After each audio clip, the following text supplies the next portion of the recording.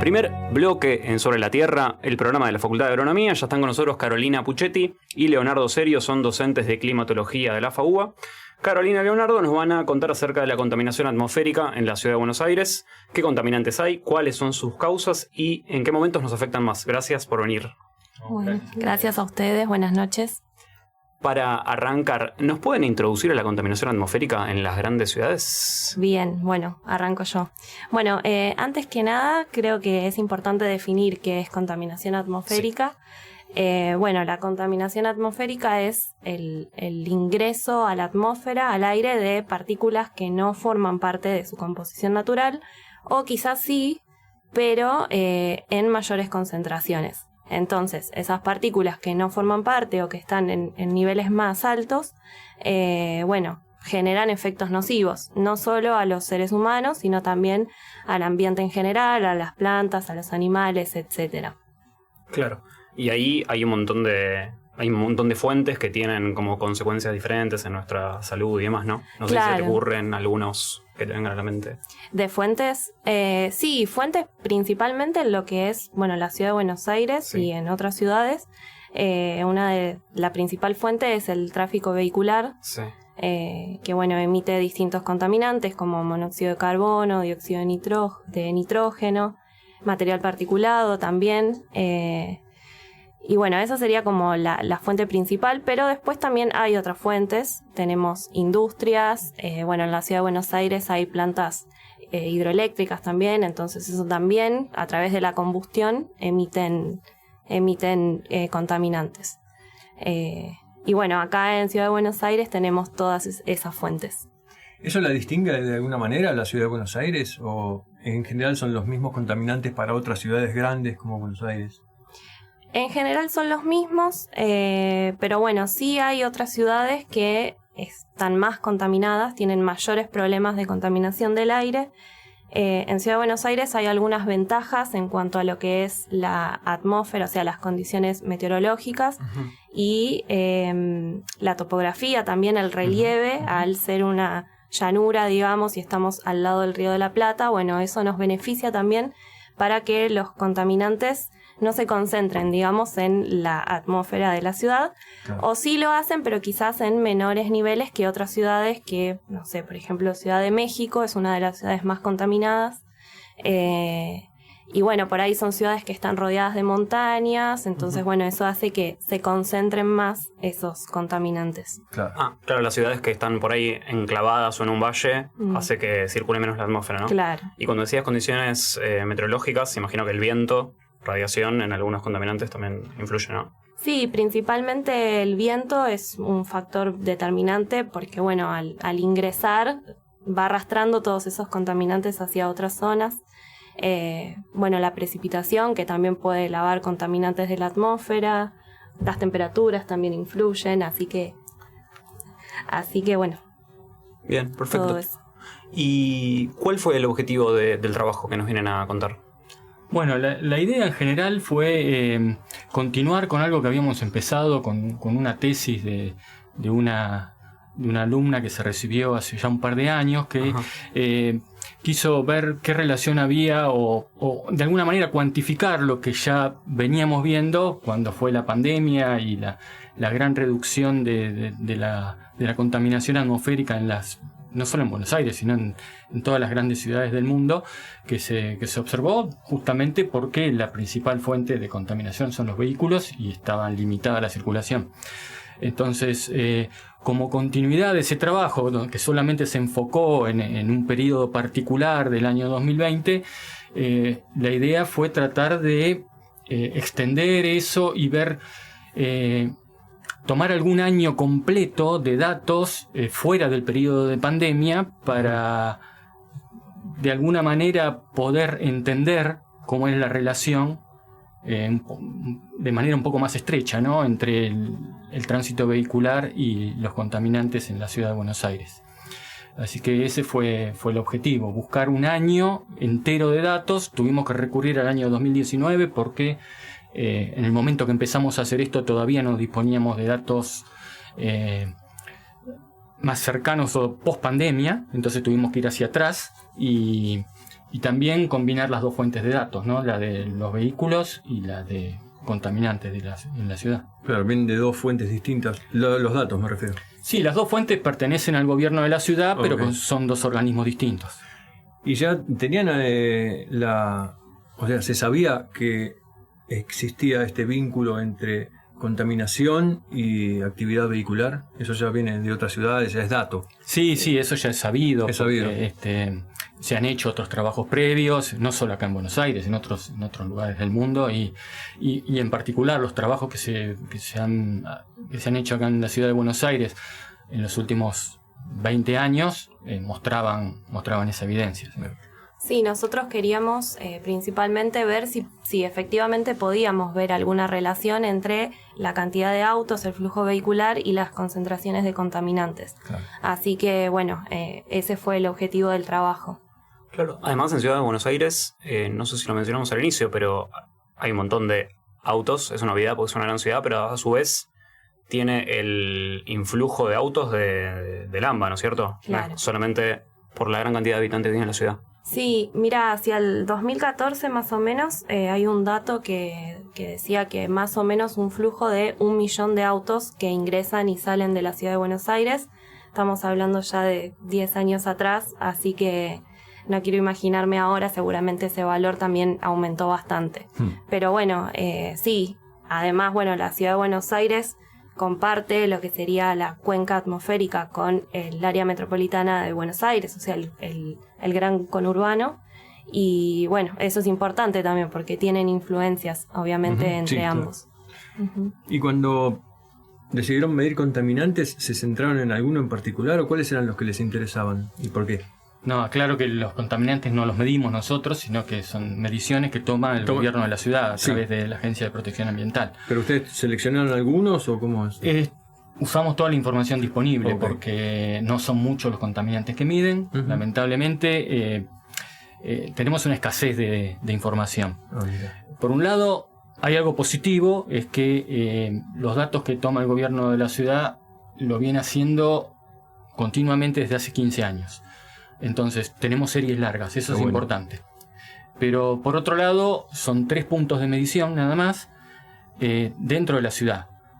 No sabemos absolutamente nada de lo que ocurre en el conurbano, excepto por un par de puntos de medición que tiene Acumar, uno en Dock Sud y otro en Virrey del Pino, en La Matanza. Pero no sabemos mucho más.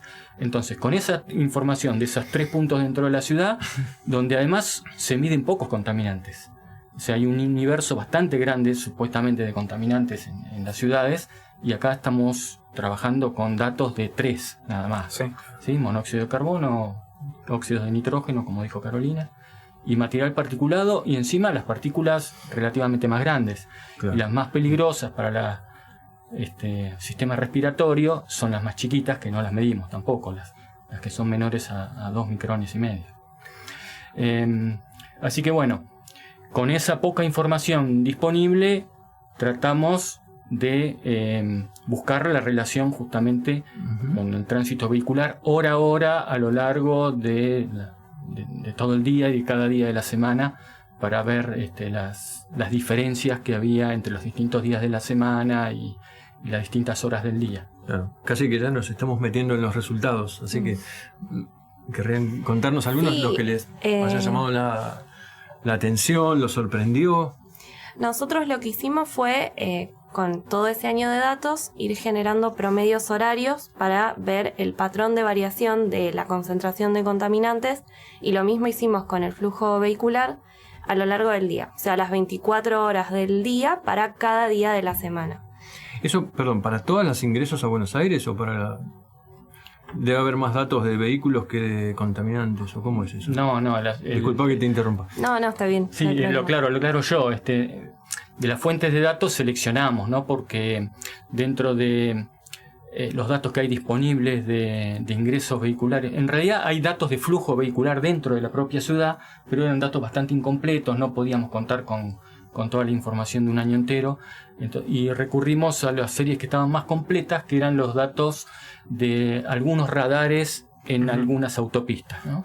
Y de toda esa información encima seleccionamos la que estaba más completa de todas y la que estaba más cerca del límite de la ciudad. Y ahí nos quedamos con 3 puntos. Claro. ¿Sí? Uno en una avenida en Lugones, ahí en la zona de la cancha de River, otro en Delepiane y el otro es en la autopista 9 de Julio Sur, apenas cruzando el puente Pueyrredón. Bien, bueno, entonces lo que hicimos fue ver esta variación a lo largo de todo el día para cada día de la semana, y eso lo hicimos tanto para la concentración de los 3 contaminantes como para el flujo vehicular. Y bueno, sí, vimos algunas cosas que está bueno porque se puede, o sea, en los patrones de las 2 variables se pueden asociar, podemos ver una asimilación en esos patrones, y como resultados así más importantes, digamos, vimos que, por ejemplo, para lo que son las horas del día, los días de semana, de lunes a viernes, los valores de concentraciones de contaminantes para los 3 contaminantes son más altas que para las horas del día de los fines de semana. Principalmente a la mañana, ahí se ve como un pico a la mañana entre las 6 y las 8 de la mañana más o menos, y después otro pico de concentraciones hacia la tarde, entre las 6 de la tarde y las 8 de la noche. Y después, cuando analizamos fin de semana, lo que vimos fue que si vemos las horas nocturnas, las horas de madrugada, bueno, ahí están por arriba sábados y domingos, o sea, las concentraciones de los contaminantes son mayores durante la madrugada del sábado y la madrugada del domingo. Entonces, bueno, eso lo podemos asociar también al flujo vehicular, ¿no? O sea, en los patrones de flujo vehicular también observamos estos mismos comportamientos. Y otra cosa muy característica es que a lo largo del día, en las horas diurnas, el domingo es el que presenta menores valores de concentraciones de contaminantes para los 3 contaminantes, y le sigue el día sábado, dentro de lo que son los días con menos valores de contaminantes. Y después, bueno, más o menos el resto de la semana están parecidos, pero pareciera que los viernes como que se extiende esos valores altos de concentraciones también hacia la tarde. O sea, es como el día que tiene las mayores concentraciones de contaminantes. Y la concentración los fines de semana de madrugada versus la semana de día, ¿son comparables o es menor? O sea, fin de semana de noche versus semana de día. No, son menores. Son menores. Son menores. Lo que estamos haciendo, comparando relativamente con lo que ocurre a la misma hora los días de semana, ahí sí son mayores, claro, sábado y domingo. Pero siguen siendo menores a lo que se observa, mucho menor a lo que se observa durante el día, los días de semana. Claro. Era más o menos lo que esperaban.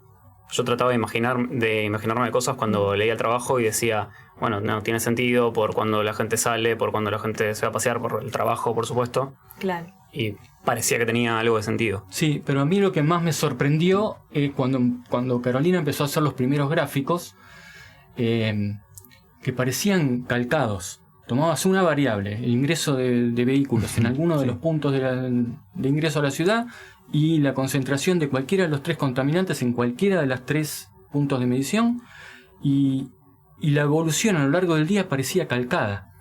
No esperaba que fuera tan coincidente, ¿no? Teniendo en cuenta de que hay otros factores, hay otras fuentes de emisión, y esto se vio más que nada en los que son gases, ¿no? Monóxido de carbono y dióxido de nitrógeno. Con el material particulado la relación no es tan estrecha, y si uno se pone a analizar, es que el material particulado tiene muchas otras fuentes. Polvo levantado por el viento, claro. Dentro del material particulado hay partículas de polen, de sal marina, o sea, no es todo provocado por los vehículos. En cambio, lo que son emisiones gaseosas, hay una relación mucho más estrecha. Claro. Bien. ¿Y qué creen que implican los resultados del trabajo? ¿Qué implicancias tienen para ustedes? Bueno, algo que no mencioné antes, pero que ustedes mencionaron al principio, es que la contaminación atmosférica es una problemática ambiental principalmente de las grandes ciudades, ¿no? Porque, bueno, por todas las fuentes de emisión que hay y porque se concentran un montón de variables. Mucha población, todas estas fuentes, bueno, el tráfico vehicular que suele ser muy elevado. Entonces, a mí lo que me parece importante de todo esto es si bien uno lo puede pensar y decir, bueno, sí, si hay más tránsito, va a haber más contaminantes, pero está bueno analizarlo, ponerse a analizar estas cosas y ver estos resultados de forma concreta, para pensar también en una gestión de la calidad del aire. O sea, el aire es un recurso esencial para todos los seres vivos y para el ambiente en general. Entonces, respirar un aire limpio es muy importante y, bueno, tener estos resultados permite también ver, bueno, qué momentos del día hay más concentración durante la noche, cómo gestionar también el tema del tránsito vehicular, los ingresos, las salidas del tránsito vehicular en estas grandes ciudades, ¿no? Así que, bueno, me parece que eso es importante, o sea, tener estos datos para pensar después cómo gestionar este recurso, qué políticas tomar, qué políticas públicas hacer para poder gestionarlo de la mejor forma. Además, algo importante de la contaminación del aire es que por ahí, si pensamos en la contaminación de cursos de agua, por ejemplo, uno lo puede ver, porque puede ver que el agua está con otro color o que tiene residuos tirados. En cambio, la contaminación del aire muchas veces es muy difícil verla o percibirla, si no hay así como un evento muy marcado de contaminación. Y muchas veces no nos damos cuenta, pero estamos respirando contaminantes. Entonces, por eso creo que es importante hacer este tipo de estudios.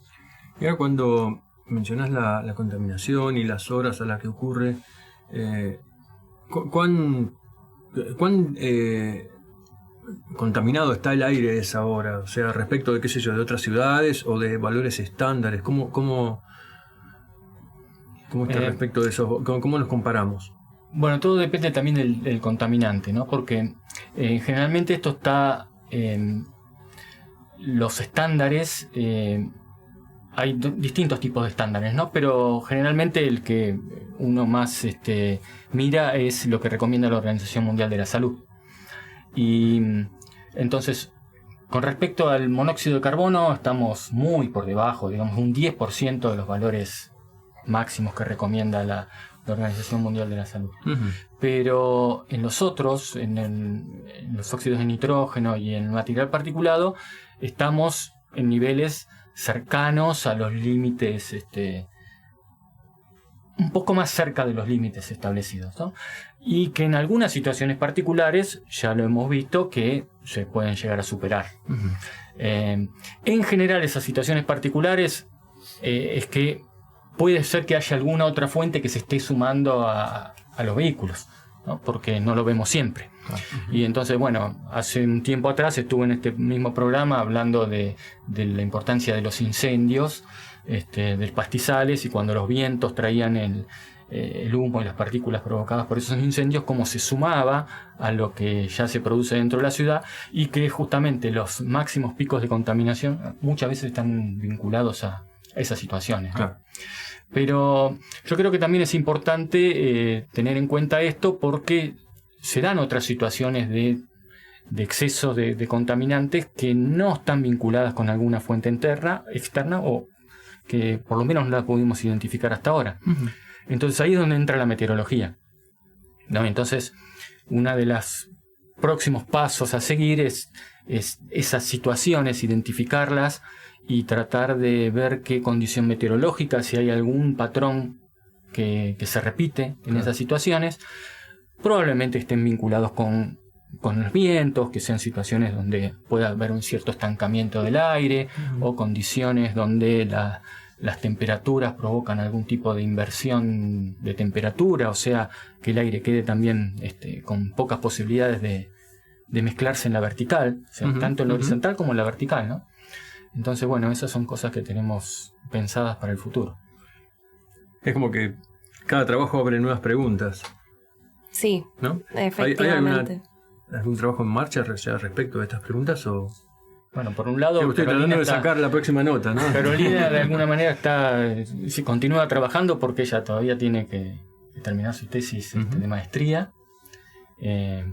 Y bueno, sí, esto queda abierto incluso para cualquier estudiante que quiera sumarse para hacer su trabajo de tesis, o bueno, ahora también está la posibilidad que mediante el nuevo doctorado en ciencias ambientales, uh-huh, alguno de los nuevos estudiantes de doctorado se puedan interesar en estos temas, y así que estamos abiertos a recibirlos para seguir trabajando. Bueno, los esperamos de nuevo entonces. Vamos a un corte y volvemos con la segunda parte.